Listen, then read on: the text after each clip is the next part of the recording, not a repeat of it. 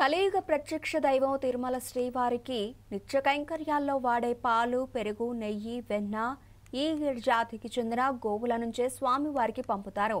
ఈ గోవులు గుజరాత్, మహారాష్ట్ర, రాజస్థాన్ ప్రాంతం నుంచి టీటీడీ తెప్పించింది. తిరుమల గోశాలలో సుమారు 140 నుంచి 200 గోవులు ఉన్నాయి. ఇవి రోజుకి 70 నుంచి 140 మీటర్ల పాలను స్వామివారి సేవకిస్తాయి. తిరుమలలో శ్రీ వెంకటేశ్వర స్వామివారికి చేసే నవనీత సేవలో ఉపయోగించే వెన్నని ఈ గిరిజాతి గోవుల నుంచి తీసే పాల నుంచి స్వయంగా తయారు చేసి స్వామివారికి పంపుతారు.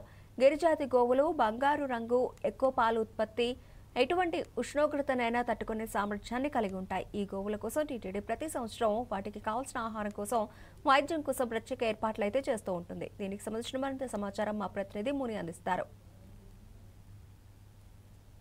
గిరిజాతికి చెందిన గోవులు స్వామివారి కైంకర్యాలలో నిత్యం వాడే పాలు, పెరుగు, నెయ్యి, వెన్న వంటి పదార్థాలను ఈ గిరిజాతికి చెందిన గోవుల నుంచే టీటీడీ సేకరిస్తుంది.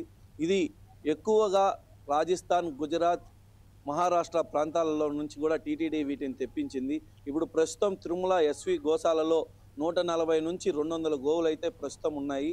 అదేవిధంగా ఇవి రోజుకి 70 నుంచి 140 లీటర్ల పాలనైతే కూడా స్వామివారి సేవకైతే ఇస్తున్నాయి.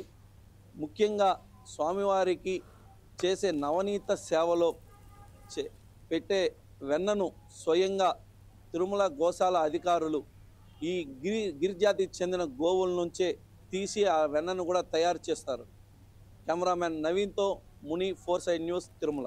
శ్రీవారి సేవలో గిరిజాతికి చెందిన గోవులు స్వామివారి కైంకర్యాలలో నిత్యం వాడే పాలు, పెరుగు, నెయ్యి, వెన్న వంటి పదార్థాలను ఈ గిరిజాతికి చెందిన గోవుల నుంచే టీటీడీ సేకరిస్తుంది. ఇది ఎక్కువగా రాజస్థాన్, గుజరాత్, మహారాష్ట్ర ప్రాంతాలలో నుంచి కూడా టీటీడీ వీటిని తెప్పించింది. ఇప్పుడు ప్రస్తుతం తిరుమల ఎస్వి గోశాలలో 140 నుంచి 200 గోవులు అయితే ప్రస్తుతం ఉన్నాయి. అదేవిధంగా ఇవి రోజుకి 70 నుంచి 140 లీటర్ల పాలనైతే కూడా స్వామివారి సేవకైతే ఇస్తున్నాయి.